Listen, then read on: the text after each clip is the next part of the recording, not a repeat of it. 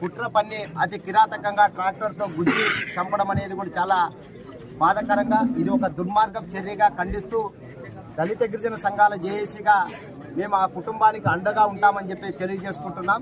సోదరులారా, గమనించాలి, ఈ కర్నూలు జిల్లాలోనే కాదు యావత్తు తెలుగు రాష్ట్రాల్లో దళిత గిరిజనులనే టార్గెట్ చేసుకొని అత్యంత కిరాతకంగా హత్యలు చేస్తూ అత్యాచారాలు చేస్తూ పోతున్నటువంటి ఈ దుర్మార్గులకు అడ్డుకట్ట వేసే బాధ్యత ఈ ప్రభుత్వాలకు లేదా అని చెప్పేసి మేము అడుగుతున్నాం. ఆ క్రమంలోనే దళిత గుండమ్మని ఒక దళిత మహిళ అనే కనికరం జాలి లేకోకుండా ట్రాక్టర్తో తొక్కించి చంపారే, ఆ రోజు హోంమంత్రి మాట్లాడలే. మరియు అలాగే చిప్పగిరిలో లక్ష్మీనారాయణని కూడా అదే రీతిలో హత్య చేస్తే దాని విషయం మాట్లాడలే. మరి టీఎం రమేష్ గారిని కూడా అదే రకంగా చంపితే ఇప్పటికీ మాట్లాడలేదు. మరి ఇంకొకటి, ఇప్పుడున్నటువంటి ఈ బాబాసాహెబ్ అంబేద్కర్ రాజ్యాంగంలో ఎమ్మెల్యేలు మంత్రులైనటువంటి తెలుగుదేశం కానీ, వైఎస్ఆర్ కానీ, జనసేన కానీ, బీజేపీ కానీ, ఏ పార్టీలో నాయకులు కానీ ఎవరూ మాట్లాడరు.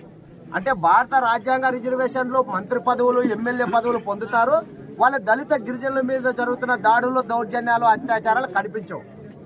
నిన్నటి దినం చూడండి, ఇది సందర్భం కాకపోయినా బాధతో, ఆవేదనతో, దుఃఖంతో మాట్లాడుతున్నటువంటి మాటలు ఏమంటే చంద్రబాబు నాయుడు గారిని అగౌరవపరిచినారంట, దుర్భాషలు ఆడినారంట. ఈ దళిత గిరిజనులకు సంబంధించిన ఎమ్మెల్యేలు, మంత్రులు, ఆ పార్టీల్లో పనిచేసే నాయకులు బూట్లు చూపిస్తున్నారు.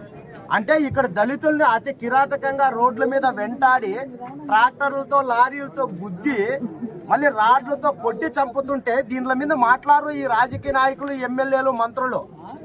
వాళ్ళంతా చంద్రబాబు నాయుడు భజన చేసేదో, జగన్మోహన్ రెడ్డికి వంతు పాడేదో దీంట్లో మునిగిపోతున్నారు తప్ప ఈ దళిత గిరిజన మహిళలపై కానీ లేదంటే దాడులు, దౌర్జన్యాలు, హత్యలు చేసే వాళ్ళ గురించి మాట్లాడకపోవడము చాలా సిగ్గుచేటు.